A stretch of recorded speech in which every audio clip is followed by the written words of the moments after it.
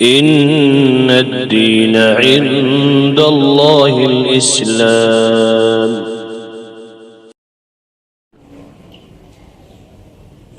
بسم الله الرحمن الرحيم. الحمد لله وكفى وسلام على عباده الذين اصطفى. أما بعد فأعوذ بالله من الشيطان الرجيم. بسم الله الرحمن الرحيم. يا أيها الذين آمنوا ادخلوا في السلم كافة ولا تتبعوا خطوات الشيطان إنه لكم عدو مبين. صدق الله العظيم.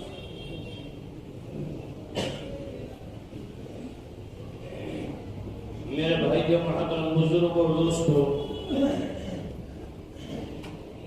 اللہ رب العزت کی یہاں انسانوں کی جو قدر ہے وہ اس کی صفات سے ہے،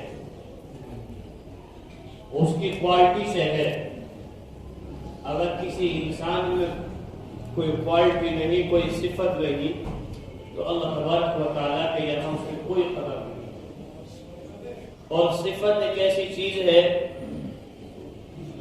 یہ خریدی نہیں جاتی، صفت بازاروں میں نہیں ملتی، اور ایسی عجیب چیز ہے نہ اسے خریدا جا سکتا ہے، اور اگر کسی کے پاس اچھی صفت ہے نہ اسے کوئی خرید سکتا ہے۔ ایک آدمی سچ بولنے والا ہے، سچائی ہے، اس کی سچائی کو کون خرید سکتا ہے؟ ایک آدمی امانت دار ہے، اس کی دیانت کو کون خرید سکتا ہے؟ ایک آدمی کے اندر شرم و حیا کوٹ کوٹ کے بھری ہوئی ہے، اس کی شرم کو کون خرید سکتا ہے؟ اور وہ کہاں بیچ سکتا ہے اپنی حیا کو؟ اور کوئی آدمی بغیرت بے شرم ہے، وہ کس دکان سے جا کے سوچے کہ کچھ پیسے دے میں جاؤں اور حیا خرید لوں، تو کہیں سے لا سکتا ہے؟ یہ وہ صفات ہیں جو اللہ رب العزت کے خزانے سے، اللہ کے فضل سے ملتی ہیں۔ جب یہ صفات انسانوں میں پیدا ہوتی ہیں تو اللہ رب العزت کے یہاں اس انسان کی قدر ہوتی ہے، صفات۔ اور ایسی عجیب چیز ہے یہ صفت، اچھی صفت، صفات سے مراد اچھی۔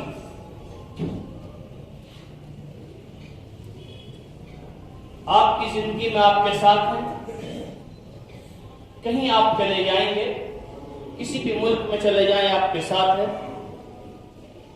موت کے بعد آپ قبر میں چلے جائیں آپ کے ساتھ ہے، قبر سے آپ اٹھ کر یہی صفات آپ کو جنت میں لے جائیں گی، جنت میں آپ کے ساتھ جائیں گے۔ بری صفت، برے رویے، بری عادتیں ہر جگہ آپ کے ساتھ، آپ کے پیچھے ہیں۔ جہاں آپ جاؤ گے آپ کو آپ کی بری عادتیں ذلیل کروا کر رکھیں گے۔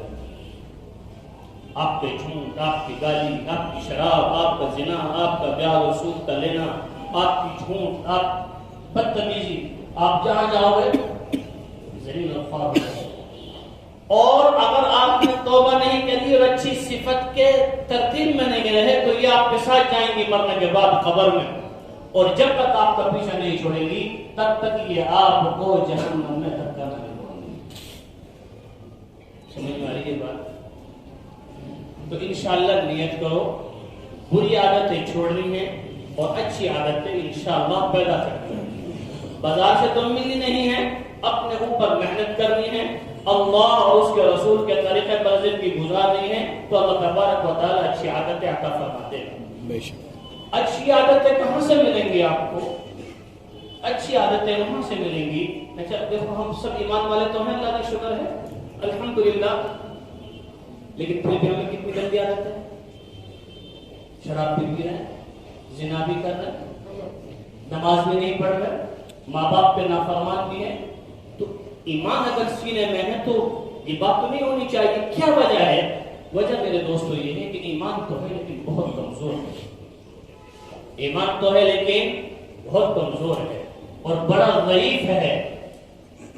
اقرار باللسان والا ایمان ہے، زبان کا اقرار ایمان دو چیزوں کا نام ہے، ایک اقرار باللسان اور ایک تصدیق بالقلب۔ تو ہمارے پاس ایمان تو ہے وہ کون سا ایمان ہے؟ وہ اقرار باللسان، زبان سے اقرار والا، کہ مسلمان کے گھر میں پیدا ہوئے، پیدائش کے بعد کانوں میں اذانیں لگ گئی، بڑے ہوئے، دیکھا ماں باپوں نے کلمہ سکھا دیا، اللہ رسول کی بات، اب تو یہ اقرار، ٹھیک ہاں بھائی یہ اقرار، تصدیق بالقلب، دل میں نہیں اتری بات۔ یہ کیا ثبوت ہے؟ یہ ثبوت ہے میرے اعمال۔ اگر تصدیق بالقلب، اگر دل میں ایمان اتر جاتا، پھر صحابہ جیسی زندگی ہوتی۔ پھر ایمان جب دل میں اتر جاتا تو اللہ کی نافرمانی کا خیال بھی دل میں نہ آتا۔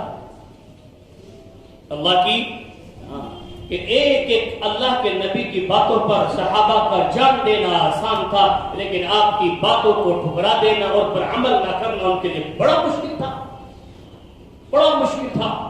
لیکن اللہ تبارک و تعالیٰ کی طرف سے یہ ایمان عطا ہوتا ہے جب آدمی اس ایمان کے لیے محنت کرتا ہے اور اس ایمان کی کوشش کرتا ہے۔ اللہ کے نبی کے پاس ایک وفد آیا، علقمہ رضی اللہ تعالیٰ عنہ کے ساتھ، آپ نے پوچھا کون ہے، کہاں سے آئے ہیں؟ کہ جی مومنوں کا وفد ہے، ایمان والوں کا۔ کیا دلیل ہے کہ مومنوں کا وفد ہے؟ تو یہ اب بات دھیان سے سننے کی ہے، یہ حدیث سنا رہا ہوں آپ کو، سننی ہے، عمل کرنے ہے اور اپنے آپ کو ٹٹولنا ہے، کیا میرے اندر یہ باتیں ہیں؟ آپ نے فرمایا، اور انہوں نے کہا جی 15 چیزیں ہیں، ہم نے 5 چیز آپ سے سنی ہیں، 5 صحابہ سے سنی ہیں اور 5 ہمارے اندر پہلے سے ہی موجود تھی۔ تو آپ نے فرمایا کیا سنا ہے مجھ سے؟ انہوں نے کہا آمنت باللہ و ملائکتہ و کتبہ و رسلہ اور والبعث بعد الموت، کہ ہم اللہ پر، رسول پر، کتابوں پر، فرشتوں پر اور مرنے کے بعد کے کھڑے ہونے پر ایمان لاتے ہیں۔ آپ سے سنا، صحابہ سے کیا سنا؟ 5 باتیں ہو گئی ہے، تو اللہ کا شکر ہم سب کا ایمان ہے الحمدللہ۔ 5 باتیں صحابہ سے کیا سنی؟ شہادت، گواہی دینا، لا الہ الا اللہ محمد رسول اللہ، نماز، زکات، رمضان کے روزے اور حج، یہ 5 باتیں صحابہ۔ تمہارے اندر پہلے سے کون سی 5 تھی؟ یعنی کہ پہلے سے ہی 5 کیا تھی؟ ان کا جی ہمارے اندر پہلے سے 5 یہ تھی، یعنی کہ ایمان نہیں لائے ہیں لیکن ایسی ایمان کی محنت ہوئی ہے اور ایسے ایمان کے نور بکھرے ہیں کہ ایمان لانے سے پہلے ایمان کے نور ان کے سینوں کے اندر پیدا ہو گئے۔ کیا تھی؟ کہ جب اللہ دیتا تھا تو ہم شکر کرتے تھے، اللہ کی نعمتوں پر شکر۔ شکر کا کیا مطلب ہے؟ کہ اللہ تیرا شکر ہے؟ نہیں، شکر کا مطلب یہ ہے کہ اللہ رب العزت سے نعمت دی ہے تو شکر ادا کا مطلب یہ ہے کہ اللہ تبارک و تعالیٰ کے حکموں پر زندگی کو گزار دینا اور اس نعمت کو اللہ کے طریقے پر خرچ کر دینا، یہ شکر ہے۔ کہ بھئی ایک آدمی کو اللہ نے مال دے دیا، اللہ تیرا شکر ہے، اور تمہاری کو بل اٹھا رہا ہے، زبان سے تو شکر ہے، عمل کیا ہے؟ اللہ نے طاقت دے دی، اللہ تیرا شکر ہے، غریبوں پر ظلم کر رہا ہے؟ نہیں، کہ جو اللہ نے آنکھ ہے، نعمت ہے، حلال دیکھنا، یہ اللہ کا شکر ہے۔ صحت ہے، اللہ کی راہ پہ خرچ کرنا، یہ اللہ کا شکر ہے۔ تو انہوں نے کہا، میں نے بہت موٹی موٹی بات بتا رہا ہوں تو آپ خود اس کو سمجھیں اچھے انداز میں۔ انہوں نے کہا یا رسول اللہ، جب اللہ دے تو ہم اس نعمت پر شکر ادا کرتے ہیں اور اللہ لے لے تو صبر کرتے ہیں۔ اللہ لے لے، یہ کسی حالات میں ڈال دے تو وابا آوا اور پریشان نہیں گھومتے۔ بعض آدمیوں کا الفاظ ہے کہ نماز نہیں پڑھ رہے، مسجد نہیں کر رہے، پھر بھی بات پریشان ہے، تو یہ ہماری زبانوں پہ نہیں ہوتا کہ دے دے تو شکر ہے اور لے لے تو صبر ہے۔ اور کیا ہے؟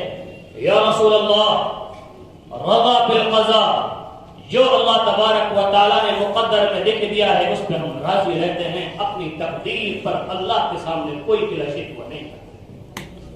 صحت ہے، بیماری ہے، امیری ہے، غریبی ہے، حالاتوں کا اچھا بننا ہے، حالاتوں کا خراب ہونا ہے، یہ کیا ہے؟ یہ سب اللہ تبارک و تعالیٰ کی طرف سے ہے۔ اور کیا ہے؟ اور یہ ہے کہ ہم کبھی بھی اللہ کے لیے جب ہو حق کی بات ہو وہاں سے پیٹ نہیں دکھا کے بھاگتے، حق پر جمے رہتے ہیں۔ یا ایھا الذین آمنوا اصبروا وصابروا ورابطوا، اے ایمان والو صبر کرو، ورابطوا واتقوا اللہ، اور جمے رہو، ڈٹے رہو۔ کیا رہو؟ استقامت ہی تو اصل ہے، کہ استقامت اصل ہے کہ ایمان پر ختم ہو جانا، یہ استقامت ہے کہ جمع رہو، واتقوا اللہ، اور اللہ سے ڈرتے رہو، لعلکم تفلحون، تم بھی کامیاب رہو گے۔ کہ اللہ تبارک و تعالیٰ نے جو کامیابی کا وعدہ کیا ہے وہ جمنے پر اور ڈٹنے پر ہے۔ اور کیا ہے پانچویں؟ کہ یہ بڑی عجیب رشک آ جاتا ہے اس صفت کو سن کر کہ یا رسول اللہ ہم کبھی بھی دشمن کو بھی تکلیف میں دیکھ کر خوش نہیں ہوتے، ہم کبھی دشمن کو بھی، ہم تو بھائی کو تکلیف میں دیکھنا چاہتے ہیں۔ یہ ہمارا ایمان ہے، یہ ہم آئینہ ہے ہمارے لیے کہ ہم کون سے درجے کے مومن ہیں اور کس غفلت میں جی رہے ہیں۔ پڑوسی تو بہت دور کی بات ہو گئی، سگے رشتے ناتے بس میں چکنی چپڑی کھا لوں اور میں عالیشان زندگی جی لوں، وہ میرا بھائی خون کا رشتہ ہے، میری بہن خون کا رشتہ ہے، وہ بھوکا مرے سڑے مجھے کوئی لینا دینا۔ وہ کیا کہہ رہے ہیں کہ دشمن کو بھی ہم کبھی تکلیف میں دیکھ کر خوش نہیں ہوتے، اور ہماری ذرا سے کسی سے بات ہو جائے ہم سوچتے ہیں اسے کیسے تکلیف دے۔ خوش ہونا تو بہت دور کی بات ہے کہ کیسے اسے پریشان کرے۔ یہ 5 باتیں پھر آپ صلی اللہ علیہ وسلم نے فرمایا 5 اور لے لو، تم مکمل مومن بن جاؤ گے، اور وہ مومن بن جاؤ گے کہ اللہ تبارک و تعالیٰ کے جن ایمان والوں کے ساتھ وعدہ ہے۔ وہ 5 کیا ہیں؟ اللہ کے نبی نے فرمایا جس دنیا کو چھوڑ کر جانا ہے اس دنیا میں بڑے بڑے محل نہ بنانا۔ یہ نصیحت ہے میرے لیے بھی آپ کے لیے۔ جس دنیا کو چھوڑ کر جانا ہے، ضرورت کی چیزیں مکان پہ بنانا وہ بنانا ہے، لیکن ضرورت سے زائد اونچے فرعونی محل اور فضول خرچیاں، کہ جس دنیا کو چھوڑ کر جانا ہے اس دنیا میں اونچے محل نہ بنانا، کہ دنیا کو عن قریب چھوڑ کر جانا ہے۔ اور آپ نے فرمایا جو تمہاری ضرورت سے زائد چیز ہو، ضرورت ہے تو ٹھیک ہے، اور ضرورت سے زیادہ کی چیز ہے اسے کبھی جمع نہ کرنا، اسے ضرورت مندوں میں خرچ کر دو۔ 10 دن فریجوں میں کھانے سڑ رہے ہوتے ہیں لیکن کسی غریب کو نہیں دے سکتے۔ 10-15 جیکٹیں ہوں گی، ایک کا پتہ نہیں کب نمبر آئے گا یا پتہ پہنے بھی نہیں پہنے، لیکن کسی ضرورت مند کو نہیں دے سکتے، ہے نہیں ایسا؟ بولو۔ میرے نبی نے فرمایا کہ جو ضرورت سے زائد چیزیں ہوں وہ تو ٹھیک ہے، وہ تو تمہارا حق ہے، لیکن ضرورت سے زائد ہے تو تمہارے لیے کوڑا ہے، انہیں ضرورت مندوں پر خرچ کر دینا۔ اور پھر میرے نبی نے فرمائی تیسری بات کہ جس دنیا کو چھوڑ کر جانا ہو اور جس دنیا کا کوئی مستقبل نہ ہو اور کوئی فیوچر نہ ہو اور اس دنیا کے مقدر میں چھوڑنا ہو اور جس دنیا میں موت کا آنا یقینی ہو، اس دنیا کے پیچھے کبھی بھاگنا مت دوڑو۔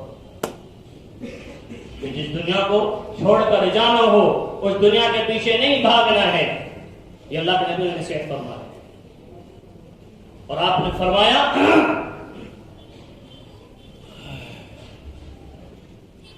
جس اللہ کے سامنے تمہیں کھڑا ہونا ہو اور اس اللہ کے سامنے پیش ہونا ہو، اس اللہ سے حیا کرنا اور شرم کرنا اور یہ احساس کرنا کہ قریب مجھے میرے اللہ کے سامنے کھڑا ہونا ہے اور اپنے کیے کا جواب دینا ہے۔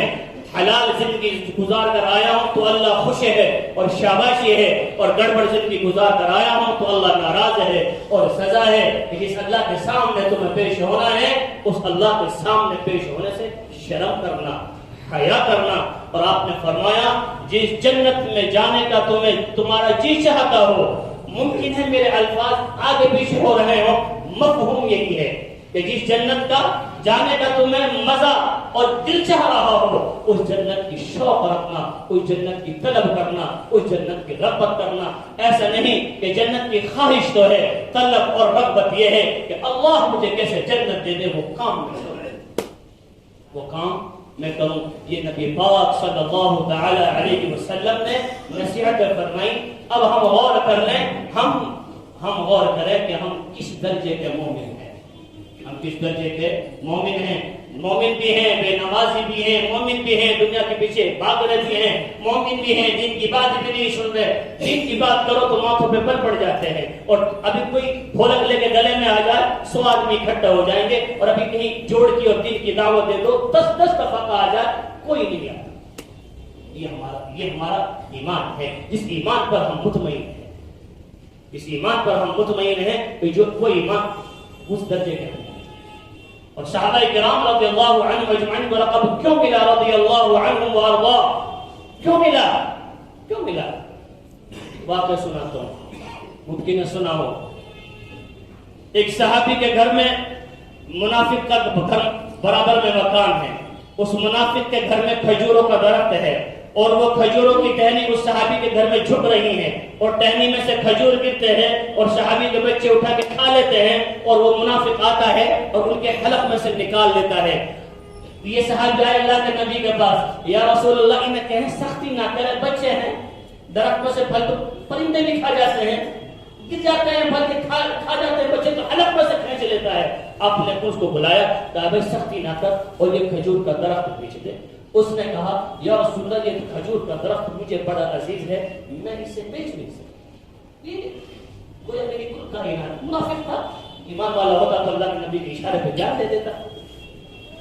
ایک صحابی ہے ابو دحدہ رضی اللہ تعالی عنہ, ان سے اللہ کے نبی نے کہا نہیں ہے, یہ آپ کی اور اس منافق کی گفتگو سن رہے ہیں. یار یہ آپ کے غلام میں سن رہے ہیں. یہ جب میٹنگ چھٹی, یہ کھڑے ہوئے اور اللہ کے نبی کے پاس بھاگ گئے, یا رسول اللہ نے ان سے کہا تھا تو یہ درخت دے دے, میں جنت میں تجھے درخت لے کے دے دوں. اس منافق سے تو اس نے منع کر دیا. یہ آئے, یا رسول اللہ جو وعدہ اس بھائی کے ساتھ ہے, آپ مجھ سے وعدہ کرتے ہیں اگر میں یہ کھجور کا درخت لے کے دے دوں؟ آپ نے کہا اس سے بھی وعدہ ہے؟ کہا نہیں ہے. انہوں سنی, فوراً آپ کی خدمت میں حاضر ہوئے, تجھ سے بھی وعدہ ہے. یہ گئے, بھائی کھجور کا درخت بیچو. کہا میں نہیں بیچتا. تو قیمت تو بول کیا لیتا ہے؟ ان ابو دحدہ رضی اللہ تعالیٰ عنہ جو صحابی ہے, ان کا ایک باغ ہے, اس میں 600 کھجوروں کا درخت ہے. کتنے درخت ہیں؟ 600, اور اس کا ایک ہے. اور یہ باغ بھی ایک بہترین اونچے پیمانے پر ہے اور اچھی زرخیز زمین میں ہے. جیسے ایک دکان ہے گلی میں جس میں بالکل کوئی نہیں جاتا, اور ایک شو روم میں چند مارکیٹ ہے کسی شخص کی بڑی مارکیٹ میں جو آپ کے شہر کی سب سے مہنگی مارکیٹ ہو, تو یہ ایک سڑی ہوئی دکان اس پوری مارکیٹ ہے دکانوں کو اس کے بدلے میں دے دے گا. تم سوچو. کہا تو یہ باغ اپنا دے دے, 600 کھجور والا یہ دے دے, یہ میری قیمت ہے. اس نے سوچا کہاں دے گا یہ, اسے ٹال کے لے گا. تو یہ کیا کہہ رہے ہیں؟ یہ کہہ رہے ہیں اپنی بات سے پھرے گا تو نہیں. کہنا اس کو چاہیے, یہ کہہ رہے اپنی بات سے پھرے گا تو نہیں. کہ نہیں میں کیوں پھروں گا, تو پھرے گا تو 600 کھجور کا درخت تو ایک کے بندے میں دے رہا ہے. کہ نہیں میں نہیں پھرتا, ڈن, سودا پکا. یہ آئے اللہ کے نبی کے پاس, یا رسول اللہ صلی اللہ علیہ وسلم وہ درخت خرید لیا ہے اور آپ کی خدمت میں حاضر ہے اور آپ کے قدموں پہ قربان ہے, آپ جو چاہیں اسے کریں. اچھا کیسے خریدا؟ کہ میرا ایک باغ تھا, 600 کھجوروں کا اس میں درخت ہے, اس کے بدلے میں نے خرید لیا. میرے نبی نے فرمایا ابو دحدہ وعدہ تبدیل ہے, جو پہلے وعدہ تھا وہ نہیں ہے. اب کیا وعدہ ہے؟ ابو دحدہ میں آنکھوں سے دیکھ رہا ہوں کہ اللہ تبارک و تعالی جنت میں تیرے لیے ایک درخت نہیں, جنت میں تیرے لیے باغ اور محل بنے ہوئے ہیں اور تو ان میں گھوم رہا ہے. میں اپنی آنکھوں سے ابو دحدہ دیکھ رہا ہوں. یہ اللہ کے نبی نے وعدہ اسے دیا ہے. اور یہ کھجور کا درخت اللہ کے نبی نے اس صحابی کے حوالے کیا. ایک بات آپ نے صحابی سے کہا نہیں, سنا, اور ایک اشارے پہ اپنی زندگی کی ساری کمائی اللہ کے نبی کے قدموں میں لا کے رکھ دی. یہ میرے دوستوں ایمان ہے.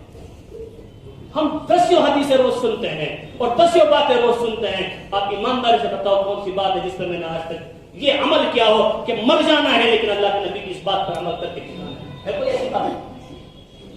نماز ہی دیکھ لو, دنیا کمانے کے طریقے دیکھ لو. نہیں, پھر ہم کیسے مطمئن ہو کے بیٹھ جاتے ہیں؟ میں یوں پریشان ہوں, روزانہ جنازے اٹھتے دیکھنا اور روزانہ جنازوں کی نمازیں پڑھتے دیکھنا اور جوان کیا اور بوڑھا کیا اور بچہ کیا پتہ نہیں ہر حال میں موت کا آنا، یہ سب ہم اپنی آنکھوں سے دیکھ رہے ہیں، اور اس کے باوجود ہم اپنے آپ کو ذلیل اور خوار ہوتا دیکھ رہے ہیں، پھر بھی رب کی قسم ایسے غافل ہے کہ ہماری آنکھیں نہیں کھلتی۔ کھولو اور غفلت کی دنیا چھوڑو اور اللہ کی طرف آؤ اور ایمان یقین کے ساتھ ایمان کو رکھو کہ جو اللہ رسول نے کہہ دیا بس وہی اب بات اصل ہے، باقی کچھ نہیں۔